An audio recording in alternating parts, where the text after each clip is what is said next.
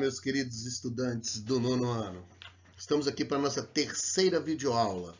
Hoje nós iremos tratar sobre fontes de energia.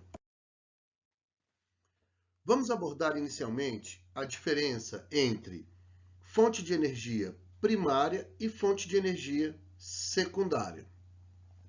A fonte de energia primária é aquela fonte de energia que ainda não passou por nenhum processo de transformação. É uma energia bruta, uma energia in natura, como por exemplo, combustíveis crus, energia eólica, energia solar, energia maremotriz, energia eólica, do vento, energia solar, do sol, maremotriz, da oscilação das marés, a energia geotérmica, da energia que vem do manto, o aquecimento no interior da Terra e a hidroeletricidade da água. E as fontes de energia secundárias são aquelas fontes que já passaram por um processo de beneficiamento, ou seja, de transformação. Um exemplo, a gasolina, o óleo diesel, o GLP, que é o gás líquido que é feito de petróleo, o GNV, que é o gás natural veicular, o querosene, o álcool. O petróleo é uma matéria-prima, é uma energia bruta, é uma energia primária. A gasolina é uma energia secundária. A cana-de-açúcar é uma energia primária. O etanol, o álcool, é uma energia secundária. O diesel é secundário, o petróleo é primário. O gás natural é primário. O gás liquefeito de petróleo e o gás natural veicular é secundário. Então, a energia primária não passou por transformação, ela é bruta. E a energia secundária é aquela fonte de energia que já passou por um processo de transformação. Vamos abordar agora as fontes de energias não renováveis. São fontes de energias que necessitam de um longo período para sua reposição. As fontes de energias renováveis, elas são repostas pela natureza, porém de uma forma muito lenta, o que acarreta uma reposição que leva milhões e milhões de anos, como por exemplo o petróleo, o gás natural, carvão e a energia nuclear. Vamos abordar agora somente os combustíveis fósseis. Combustíveis fósseis são combustíveis de origem orgânica, é um recurso natural finito, são encontrados em bacias, em áreas de estruturas geológicas, onde predominam bacias sedimentares, possui a sua origem a partir do processo geológico, que leva milhões e milhões de anos para a sua formação. Os combustíveis fósseis são as fontes de energias mais utilizadas no mundo atual. As principais potências industriais, econômicas do planeta utilizam a queima do combustível fóssil como fonte de energia. E a queima desse combustível gera grandes impactos ambientais, como por exemplo o efeito estufa, que está diretamente relacionado ao aquecimento global, as chuvas ácidas, a contaminação dos solos e dos recursos hídricos. Os principais combustíveis fósseis da atualidade são carvão, petróleo e gás natural. Existem também o xisto betuminoso e o gás de xisto betuminoso. O combustível fóssil foi o motor das revoluções industriais. A primeira revolução industrial, o carvão mineral era a principal fonte de energia. Na segunda revolução industrial, o petróleo foi a principal fonte de energia. E na terceira revolução industrial, o principal elemento energético foi o petróleo e também novas fontes alternativas. O carvão mineral é um combustível fóssil de origem sedimentar. Foi o principal combustível durante a primeira revolução industrial, que ocorreu principalmente na Inglaterra e na Europa entre 1750 e 1860. Entre todos os combustíveis fósseis, o carvão é aquele que emite a maior quantidade de gases poluentes. Então ele é o que é considerado mais sujo. Existe uma grande emissão de gases de efeito estufa. O carvão mineral é muito utilizado atualmente em usinas termoelétricas, são usinas que geram energia elétrica por meio da queima do carvão mineral, e também em usinas siderúrgicas, onde você tem fornos que precisam atingir elevadas temperaturas e a queima do carvão ela se torna um combustível muito eficiente nesse contexto. O carvão mineral ainda é muito utilizado no mundo. Muitos países utilizam o carvão mineral ainda como fonte de energia. Um exemplo, a China. A China tem a maior parte da sua energia oriunda da queima do carvão mineral. No Brasil, a principal região carbonífera é a região sul, com destaque para o estado de Santa Catarina. Porém, o carvão mineral encontrado no Brasil não é um carvão de alta qualidade, o que o torna muitas vezes inviável do ponto de vista econômico. A formação do carvão e do petróleo é uma formação de uma gênese morfológica, é justamente oriundo de um processo de sedimentação, compactação, pressão, dando origem a essa matéria orgânica. No primeiro quadrinho, no primeiro esquema aí, nós temos a geleira, o degelo, o derretimento dessa geleira e todos os sedimentos sendo depositados no fundo desse lago. Com o passar do tempo, os sedimentos se acumulam, você começa a ter um tapete vegetal que vai cobrindo a parte superficial. O tempo passa e essa sedimentação se consolida. E lá embaixo, a 20 metros, você tem a formação do carvão mineral, que são sedimentos orgânicos que submetidos a uma pressão e uma temperatura excessiva, elevada, você tem a formação, então, dos combustíveis fósseis. Os combustíveis fósseis são oriundos de matéria orgânica. O que são os fósseis? São vestígios orgânicos, animais e vegetais, que foram fossilizados e foram preservados por milhões e milhões de anos. O petróleo. O petróleo também é um combustível de formação geológica e origem orgânica, encontrado também muito em bacias sedimentares, principalmente nas plataformas continentais, regiões mais próximas ao continente, ainda no oceano, porém é a região mais próxima do continente. O petróleo foi a principal fonte de energia durante a Segunda Revolução Industrial, que ocorreu de 1860 a 1950, e também está sendo a principal fonte de energia na Terceira Revolução Industrial, que teve início em 1950 e está em curso. A indústria do petróleo, ela começou nos Estados Unidos, em 1859, justamente no início da Segunda Revolução Industrial. Durante quase 100 anos, 7 empresas dominaram o processo de prospecção, de extração, de armazenamento, transporte e comercialização do petróleo, que são as chamadas 7 irmãs. São as empresas que dominaram todo o processo petrolífero no mundo por quase um século. Em 1960 surge a OPEP, a Organização dos Países Exportadores de Petróleo, onde você tem essa organização conseguindo obter um controle maior sobre as suas reservas. São países, em sua grande maioria, no Oriente Médio, e eles conseguem, por meio dessa organização, controlar o acesso, controlar as suas reservas, controlar a prospecção, o transporte e a comercialização desse produto, fazendo com que os países do Oriente Médio lucrem mais. Agora, levando em consideração que as empresas ainda existem, essas grandes empresas petrolíferas, as 7 irmãs, ainda existem e se destacam dentro do contexto econômico mundial. O petróleo, ele é uma commodity, tá? Ou seja, é um produto do setor primário da economia que possui o seu preço estabelecido pelo mercado internacional por meio da lei da oferta e da procura. O gás natural.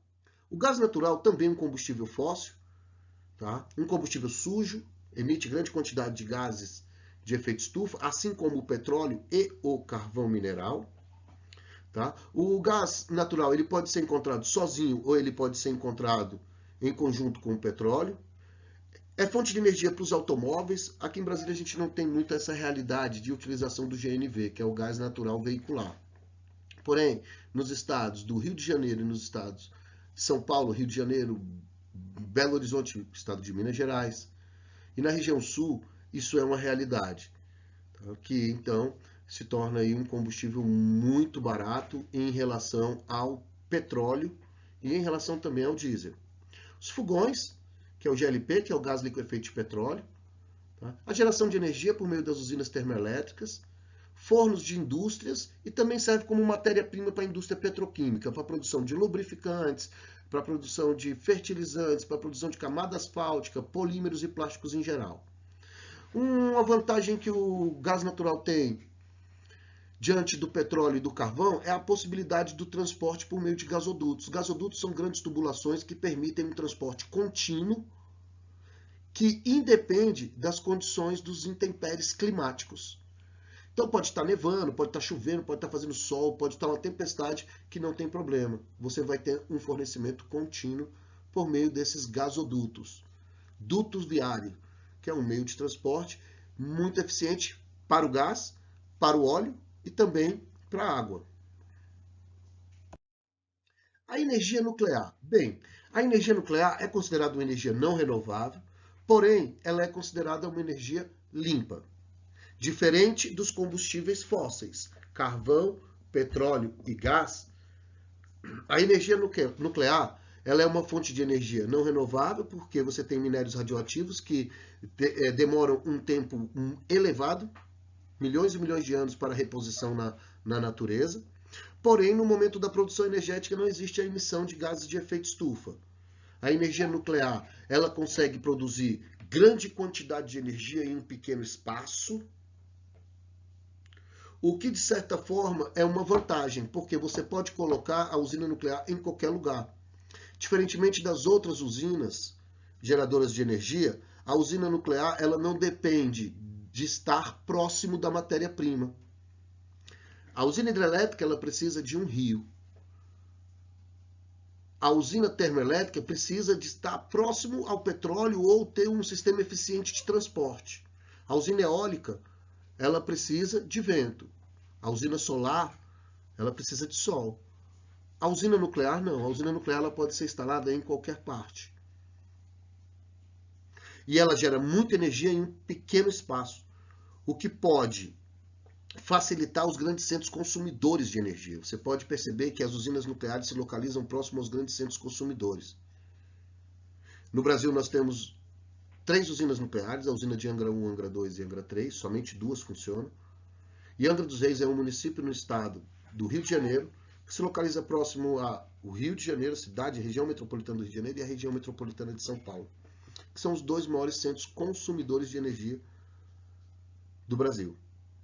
Países com um elevado índice de industrialização e aporte tecnológico dominam essa tecnologia, como é o caso dos Estados Unidos, Japão, a Rússia, a França, Canadá, Inglaterra, Austrália.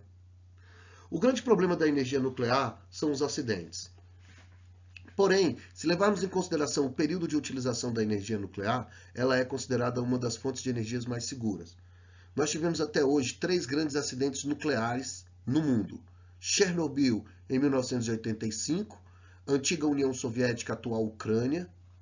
Nós tivemos The 3 Mile Island, que foi nos Estados Unidos, em 1986, foi o maior acidente nuclear que aconteceu nos Estados Unidos. Esses 2 acidentes iniciais por falhas humanas. E nós tivemos um terceiro em 2011, no Japão, na cidade de Fukushima. Uma tsunami, um maremoto que gerou uma tsunami. Essa tsunami atingiu a usina nuclear e os reatores explodiram. Então foram 3 grandes acidentes, realmente com grande repercussão, com grande prejuízo de ordem econômica, de ordem social, de ordem humana, né? Social humana. Uma grande quantidade de pessoas morreram, uma grande quantidade de pessoas ficaram infectadas com a radiação. E aí fica a sugestão para vocês assistirem o documentário da HBO chamado Chernobyl. São 5 capítulos excelentes, onde mostra um pouco dos efeitos do acidente radioativo na antiga União Soviética. Em termos de energia elétrica, produção de energia elétrica, hoje no mundo existem 3 grandes fontes capazes de abastecer o planeta em larga escala. A hidroeletricidade, que é a energia oriunda das usinas hidrelétricas, da força da água, a termoeletricidade, que é a queima de combustíveis fósseis, e a energia nuclear. Essas são as 3 grandes formas de gerar energia em grande escala no nosso planeta. Vamos falar um pouquinho agora das fontes de energias renováveis. As fontes de energias renováveis são aquelas que você utiliza e a natureza repõe de forma rápida. Existe uma reposição rápida dessas fontes. E são fontes que produzem baixos impactos ambientais, como, por exemplo, a energia solar, a energia eólica, a maremotriz, a energia geotérmica, a biomassa e a energia hidráulica. E agora nós iremos abordar cada uma dessas fontes. Bem, energia renovável é aquela que você utiliza e a natureza repõe de forma praticamente instantânea. A biomassa é toda a matéria orgânica de origem animal e vegetal que serve para a produção de energia. Um exemplo de biomassa é a cana-de-açúcar. A cana-de-açúcar, que é uma fonte de energia primária, a partir do beneficiamento da cana-de-açúcar você tem o etanol, que é uma fonte de energia secundária. Você pode ter também, por meio da biomassa, o chamado biodiesel, que são as plantas oleaginosas, como o dendê, canola, girassol, a mamona, algumas castanhas. Essas plantas podem se transformar também em biocombustíveis. Nós podemos também falar em biomassa no quesito lixão. O lixo orgânico também pode se produzir energia por meio de biodigestores, tá? Canalizando esse gás, principalmente o metano e o butano, queimando e transformando em energia elétrica.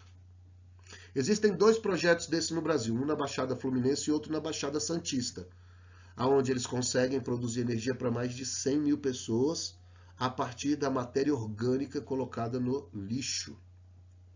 A energia hidráulica, que é o aproveitamento da energia cinética contido no fluxo da massa de água, tá? Transformando essa energia em uma energia elétrica, em energia elétrica. Agora, a energia hidráulica ela necessita primeiro de um rio, lógico, e esse rio também tem que ter um desnível, tem que ter um acidente no relevo. Em geral, esses rios são rios de planaltos, porque eu preciso de uma queda d'água para justamente aproveitar o fluxo dessa água e gerar energia elétrica.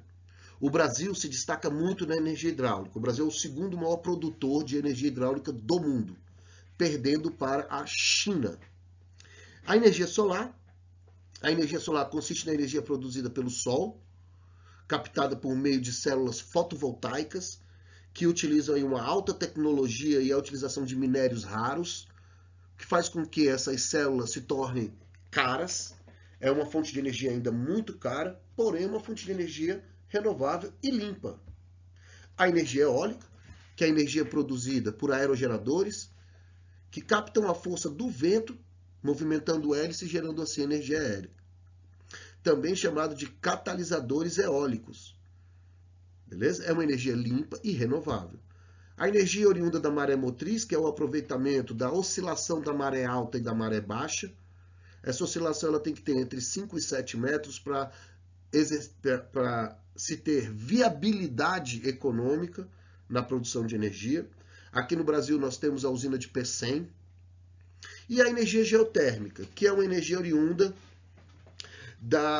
o aproveitamento do calor interno do nosso planeta, do manto. E aí destaque para a Islândia, que é um país que tem 100% da sua energia renovável, geotérmica. Essas são as fontes de energias renováveis, mas nem toda fonte de energia renovável é considerada limpa. A biomassa e a energia geotérmica, existe a emissão de gases de efeito estufa no momento da sua produção, portanto são renováveis e sujas. Já a hidráulica, solar, eólica e maré motriz são consideradas renováveis e limpa. Fica aqui a dica da realização de uma atividade, que é a mochila de ferramentas da página 67. Espero que vocês tenham gostado e muito obrigado.